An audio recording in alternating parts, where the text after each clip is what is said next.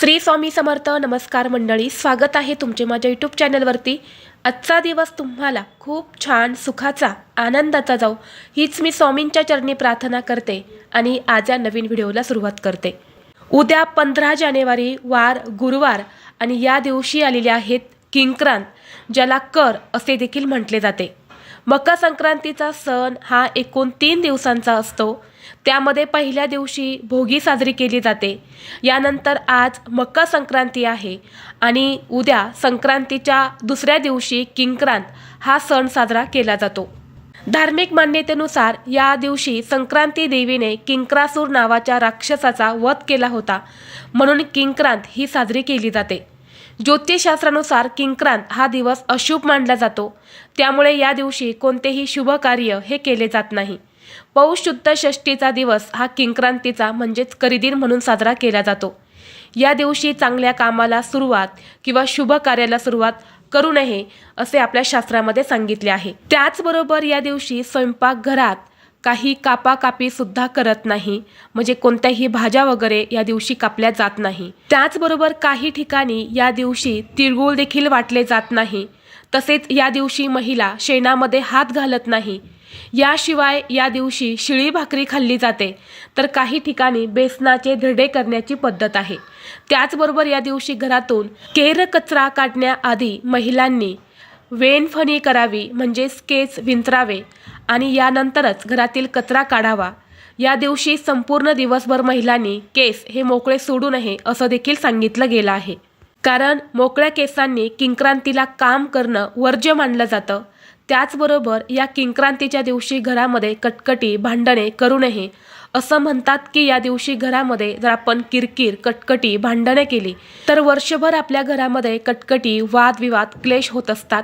त्यामुळे या दिवशी होईल तेवढं शांत जे आहे तर ते आपल्याला राहायचं आहे. जरी उद्या किंक्रांतीच्या दिवशी समोरची एखादी व्यक्ती आपल्यासोबत स्वतःहून बोलायला आली, भांडण करायला आली, तरीही आपल्याला त्या व्यक्तीला चुकूनही प्रतिउत्तर जे आहे तर ते करायचं नाहीत.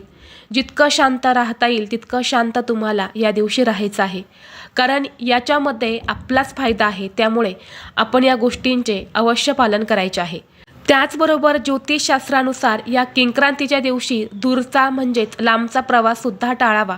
जास्त लांब प्रवास हा या दिवशी करू नये. घरात किंवा घराबाहेर सर्वांचा आदर करावा. त्याचबरोबर या किंक्रांतीच्या दिवशी कुलदेवता कुलदेवी यांची पूजा करून नामस्मरण करावे.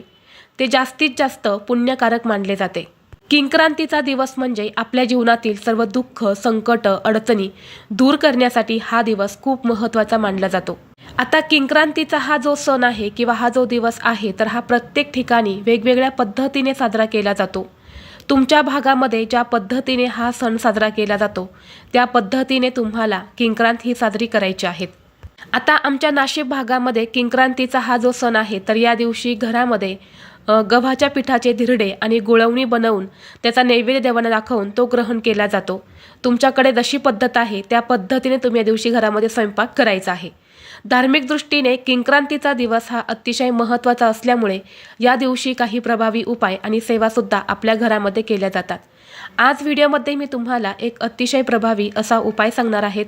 उद्या गुरुवार किंक्रांतीच्या दिवशी एक वेळ तुम्ही उपाशी राहिलेत तरीही चालेल, पण घरावरून उतरून टाका ही एक वस्तू.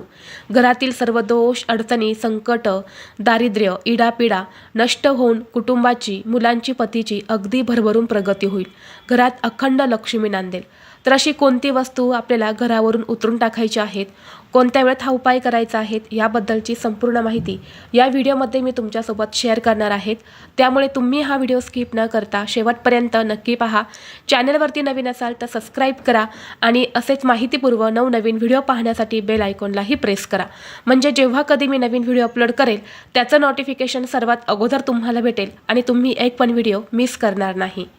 आज या व्हिडिओमध्ये मी तुम्हाला जो उपाय सांगणार आहे तर हा उपाय आपल्याला उद्या गुरुवारी किंक्रांतीला करायचा आहे.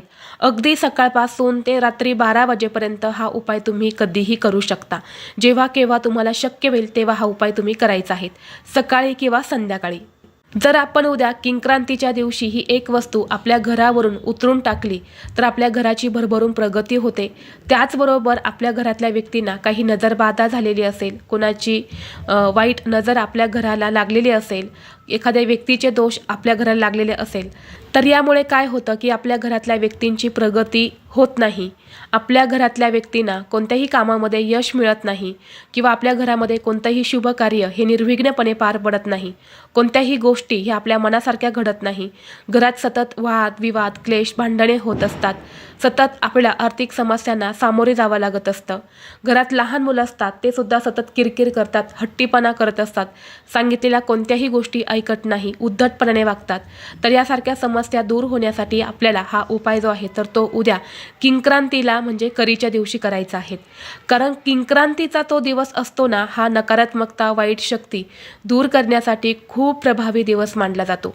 आपण म्हणत असतो बघा, जेव्हा ग्रहण असतं तर त्या ग्रहणामध्ये या गोष्टी करू नये, ग्रहणामध्ये सेवा कराव्या किंवा काही उपाय करावे असं सांगितलं जातं. अगदी त्याच पद्धतीने बघा, किंक्रांत हा जो दिवस आहे ना तो सुद्धा मानला जातो. तर हा जो उपाय आहे तर हा उपाय घरातील स्त्री पुरुष किंवा मुलं कुणीही करू शकता. सकाळी किंवा संध्याकाळी हा उपाय तुम्ही करायचा आहे. आता हा उपाय करण्यासाठी तुम्हाला एक भाकरीचा तुकडा घ्यायचा आहे. आपल्या घरामध्ये सकाळी जी भाकरी बनवली जाते तर त्या भाकरीचा तुम्ही तुकडा घेतला तरीही चालेल किंवा चपाती असेल तर ती सुद्धा तुम्ही घेऊ शकता किंवा तुमच्याकडे जर शिळी भाकरी असेल तर त्याचा तुकडा तुम्ही घेतला तरीसुद्धा चालेल. आणि यानंतर या भाकरीच्या तुकड्यावरती तुम्हाला चिमूटभर काळे तीळ जे असतात तर ते ठेवायचे आहेत. आणि हा जो भाकरीचा तुकडा आहे तर तो फक्त आपल्या घराच्या मुख्य दरवाजावरून तुम्हाला 7 वेळा उतरवून घ्यायचा आहे. वरपासून ते खालीपर्यंत 7 वेळा तुम्हाला हा जो तुकडा आहे तर हा उतरवून घ्यायचा आहे आणि घराच्या बाहेर जायचा आहे आणि घराच्या बाहेर जाऊन तो तुम्हाला लांब टाकून द्यायचा आहे. भाकरीचा तुकडा हा टाकल्यानंतरनं मागे फिरून पाहायचं नाही, सरळ घरी यायचं आहे, हातपाय स्वच्छ धुवायचे आहेत, देवघरासमोर जायचं आहे, देवांचं दर्शन करायचं आहे आणि यानंतरच जी काही तुमची नित्य कामं आहेत तर ती तुम्हाला करायची आहेत. आता जर तुमच्या घरामध्ये भाकरीचा तुकडा नसेल तर मग काय करायचं, थोडंसं खडे मीठ घ्यायचं आहे.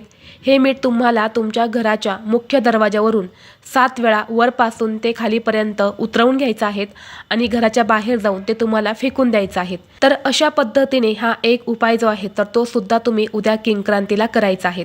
हा उपाय घरातला जो प्रमुख व्यक्ती असतो तर त्याने हा उपाय करण्याचा जास्तीत जास्त प्रयत्न करायचा आहे. मग घरातील स्त्री असेल पुरुष असेल, जो वडीलधारी व्यक्ती असतात ना त्यांनी हा उपाय करावा. जर त्यांना अडचण असेल, घरी कोणी नसेल तर मग घरातील कोणत्याही सदस्यांनी हा उपाय केला तरीसुद्धा चालेल.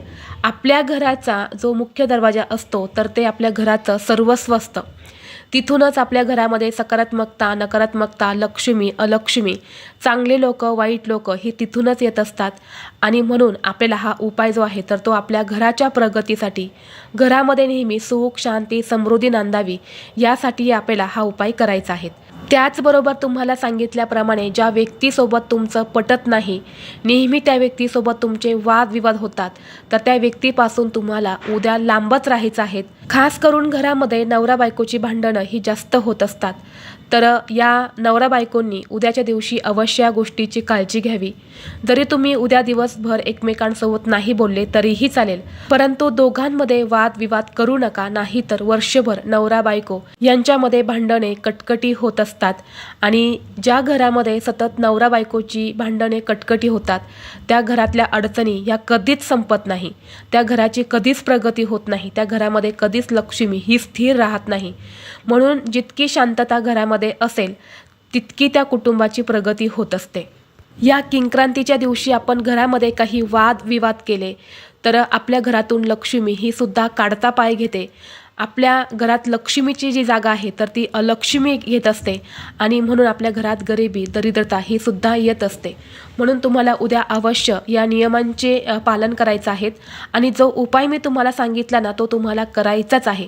सकाळपासून ते संध्याकाळपर्यंत जेव्हा केव्हा शक्य होईल तेव्हा तो उपाय तुम्हाला करायचाच आहे. जो उपाय मी तुम्हाला सांगितला तर तो वर्षातून एकदाच केला जातो, तो म्हणजे किंक्रांतीच्या दिवशी. म्हणून तुम्ही अवश्य हा उपाय करा. हा उपाय केल्याने बघा, तुमच्या घराला कुणी नजरबाधा केलेली असेल, कुणी वाईट नजर आपल्या घराला लावलेली असेल, कुणी जादू टोना आपल्या घराला केलेला असेल किंवा शत्रुदोष तुमच्या घराला असेल तर यासारख्या सर्व समस्या या उपायाने नष्ट होतात. तर ही अत्यंत महत्त्वाची माहिती मला तुमच्यापर्यंत शेअर करायची होती. व्हिडिओ तुम्हाला आवडला तर लाईक करा, चॅनलवरती नवीन असाल तर सबस्क्राईब करा आणि हा व्हिडिओ आपल्या मित्रपरिवारासोबत जास्तीत जास्त शेअर करा. चला तर मग भेटू असंच पुढल्या एका नवीन व्हिडिओमध्ये. तोपर्यंत सर्वांना श्री स्वामी समर्थ.